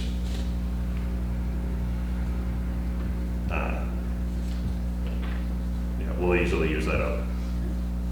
What's the board's pleasure? I would move that we do this. We participate in that for the Fox lot. Second. Motion is second, any other discussion? How was the location determined that box lot was the priority? Brian and I we're on the list for a new erosion inventory, but using the old erosion inventory and especially Brian and the road crew's general knowledge of our roads, we got to keep a tally of our current priority projects and how those fit to available funds. So Fox Lot is a project that will cost around $12,000 and has a high need. So it'll make good use of the available money, and it needs to get done. Thanks. Any other discussion? All those in favor, signify by saying aye. Aye. Those against, nay. Ayes carried. Update on joint employees. So Meredith and I are working on investigating the proposal for joint employees. We had a meeting with Jill Muir. We're getting in touch with a couple other communities. We haven't met anybody yet who has the same situation that we're in, but we're meeting communities that have similar setups to us. So, shared building, share a lot of resources, but separate town and village. And we're still gathering some information. It's, going to be a bit of a process still, but I wanted to let the board know that, when this came up at the last joint meeting, we had said that we didn't have time to start on it then, and we do now when we start on it. We're gonna do a little bit of research with some neighboring communities and then bring it back to the board. Some of the board's specific requests, I know the trustees are especially interested in, I believe this board was also about the joint meeting where we have to set compensation rates. That's always a contentious and difficult meeting. We'd like to get away from that. That's true, and this will generally do that, but we'll still have some potential disagreements about what the rates are for employees that we're contracting with now instead of joint oversight. But we may actually have less input on what the compensation rates are. Well, less impact. The impact is likely to be the same. It will be the same rate. Then we would just have less oversight of it. It's a matter of picking your poison. Yeah. Yeah. Okay. That's one of the things that came up as, you know, something we wanted to see is, you know, having less, that being a less contentious meeting. And I have my doubts whether that will actually be less contentious or not. Because we'll still be impacted by each other's decisions. We just won't have any oversight in those decisions. True, but a town-only employee or a village-only employee, we as an entity will set that salary. The one we contract with is for 20% of their time or whatever. So the difference between a 2% pay increase and a 2.5%, the impact to us is gonna be pretty minimal. It's unlikely, and we could negotiate something in our MOU about, you know, radical departures. Yeah. But, yeah, the MOU is gonna be where we make or break this. Is how do we understand each other and how do we resolve conflicts? I have a question. Yeah, Right now, we've got two joint employees. yes. One we pay 60/40 and the other's 20/80. Is it 20/80 or 70/30? So we're paying 60% one person, 20% of the other for 80% of the person. They're paying 40% and 80% for 20% of the person. So we're actually gonna have to spend 20% more for that person's salary. Does that make sense? Because we'll get compensated for it. For the hours that those two people are working, we're paying for. We'll pay 100% on the 60% employee. But we'll get, at But the right end now, of the we're year, paying 80%. right, but at the end of the year, the reconciling of the books, we'll get back that 20%. As part of the contract. Part of the contract. We still want to have employees. We don't want to have the experience of somebody coming to the office Okay, so that will be and compensated getting by the village. turned away at the window saying, that's not my job. That's what I was saying. So that is kind of a non-starter. Well, the memorandum of understanding, Yeah. funds that change. The suggestion is that what we'll probably do is leave the percentage, we'll probably propose leaving the percentages in place the first year and maybe tracking hours, Yeah. even kind of roughly, to get an idea of that if there's a desire to get a more accurate number. I don't know how we arrived at the splits that we have now. I think it was, Yeah. right? Didn't we just sort of windage check it? That's true. We did.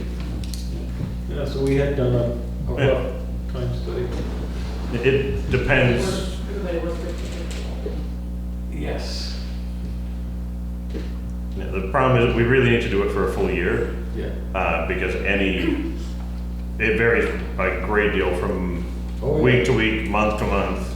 Depending on what's happening, Yeah. tax season. You know, our years end at different times. You know, in June, what we're getting for our year end, you know, it's more likely that somebody's gonna be working on town business. In December, we're a little bit more likely to be working on village business. We prepare for our town meeting at a different time than they prepare for their village meeting. So there's a lot, if we did a shorter study, there'd be a lot of ways to get it wrong. Did skew it one way or the other. So we really need a full year cycle to get a good idea of what the split is.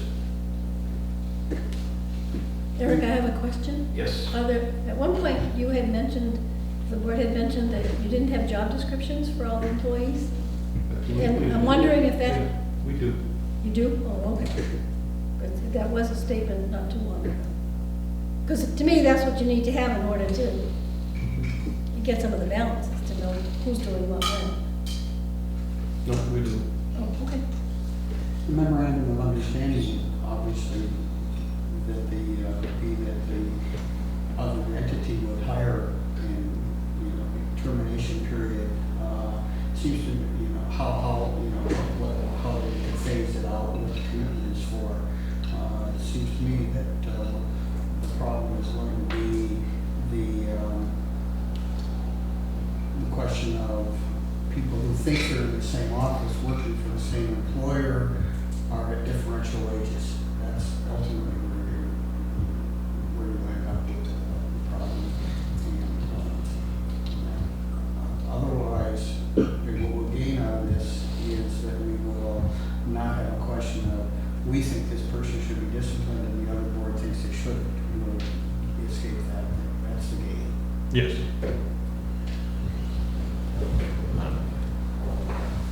Okay. Letter to V-Trans. Yes, Casey and Howard Romero have requested that we send a letter to V-Trans asking them to reconsider the speed limit around the Twin Bridges area. They've talked to some representatives from V-Trans who cited that there are limited sight lines in that area. What is the current speed limit? 35. How much lower can you go? I don't think- 25. It'll be 30 or 25. It's, On state highway? they can set lower speed limits, they don't often. Okay. And I don't know that we would be successful.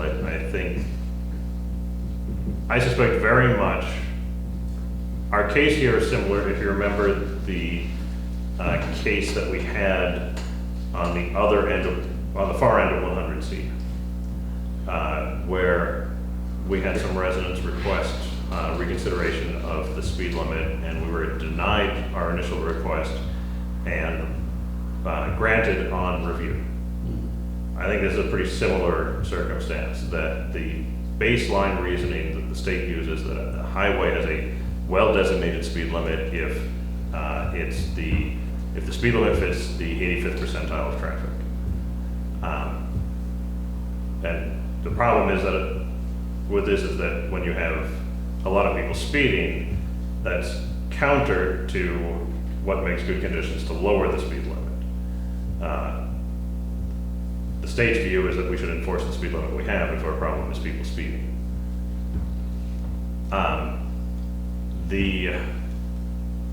The considerations that where we might win this on review would be that there are limited sight lines with the kind of curve and the hill down. There are limited views there. So what are they looking for from the town? A letter signed by the select board? Yeah, they're looking for us to reach out to V-Trans and ask V-Trans to consider this. That takes just a formal letter? Yeah. Okay. And I especially as the board knows, I now live in that area, so I would. What's the board's What letter? Herb would do? So What's the speed? 35.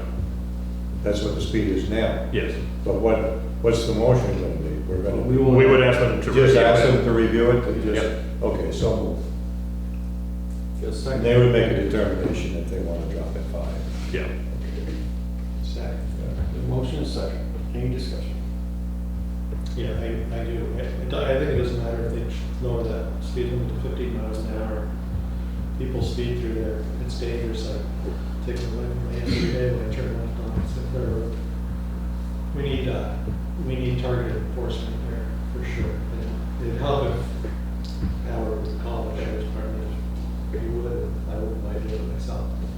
They need to slip Ryan's yard and get people off. So noted. Any other discussion? Seeing none, all those in favor, signify by saying aye. Aye. Those opposed, nay. Ayes have it. I guess, did you vote? Yeah. Okay. Legion Field, is that the? We covered that when we did our facility use. And that had direct general discussion. Few things for thoughts on that. so few members. Heather, who's served as our part-time rec coordinator, 8 hours a week or something until this past Thursday. And she identified about $2,200 worth of rec equipment that she felt was important to buy in the new fiscal year, meaning today.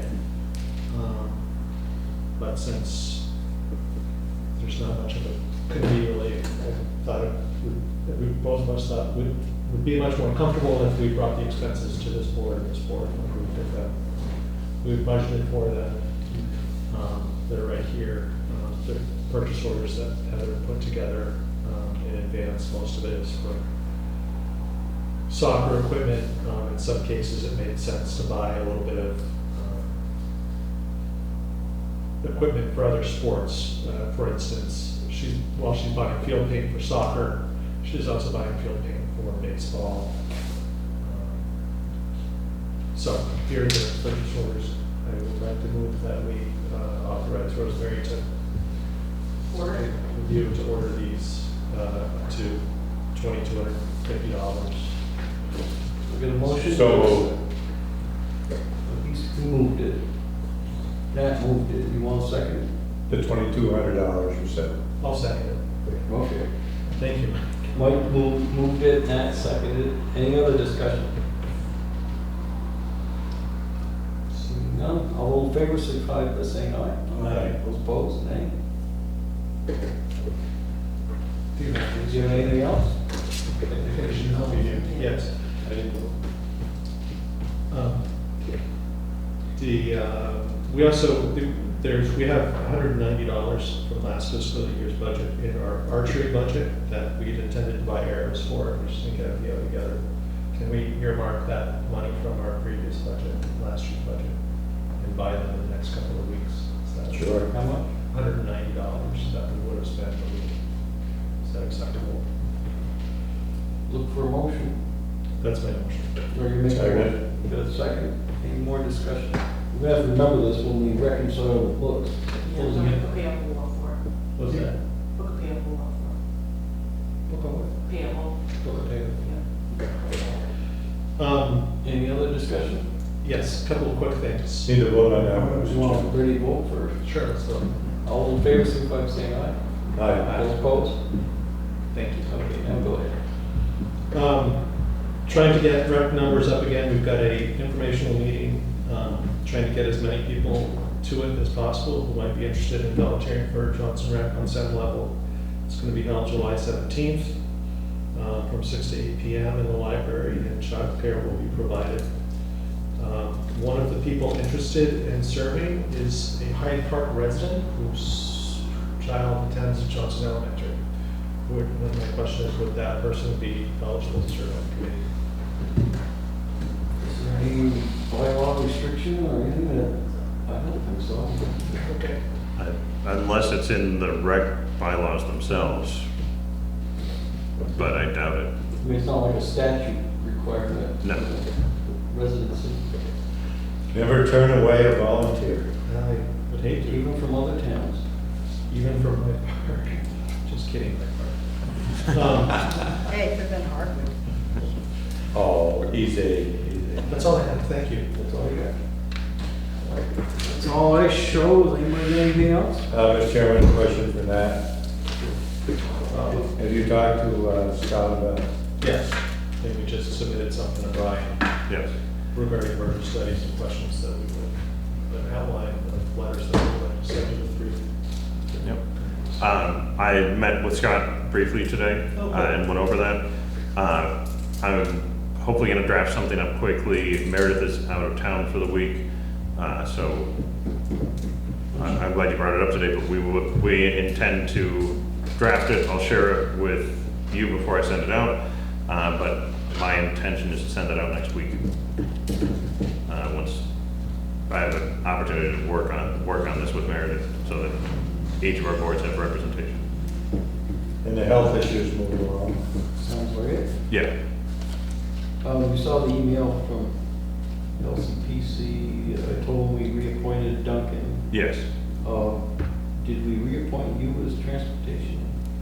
You actually did not reappoint me as the Transportation Advisory Committee. So, I would request that you reappoint myself and Brian Krause as the alternate. so, Second. motion second, any other discussion? Can we do that without a roll call? Probably not, but Do I have to be reappointed as brownfields? I don't think that's on the same cycle as this is, but I will make sure. I mean, that brings up a good point. I'm not sure if we can make this appointment. Don't worry about it. Make sure it's on our agenda for regular Yeah. meeting. So I'll ask the motion in the second. I don't think anybody's gonna send us to jail for that, Mr. Chairman. No. But I'll withdraw it. Okay. You won't pay him the big money because it wasn't. That's right, they give me a reduction in pay. I mean, they'd only take one member to jail, so. Me? No, they take the oldest one. I vote against this. If there's no other, Where I have just one more thing. okay. I want to thank the select board for making sure that the Holcomb House got cleaned. It looks wonderful. I gotta look at it. I wondered how it came out. Yes, Yeah. it still doesn't look. Well, and there was a lot to get off in the very back. But it does your heart good, at least mine, when I go up the ramp and I walk in and it's Yeah. really nice. It looks nice. So thank you. Well, Look like a good target for cabbage night. Don't you? Did we sign a copy of the letter of intent? no, we didn't. We just voted on it. There's spots for 3 representatives. 3 senior people do it. Just say that over there. Okay. Good night. No, See ya.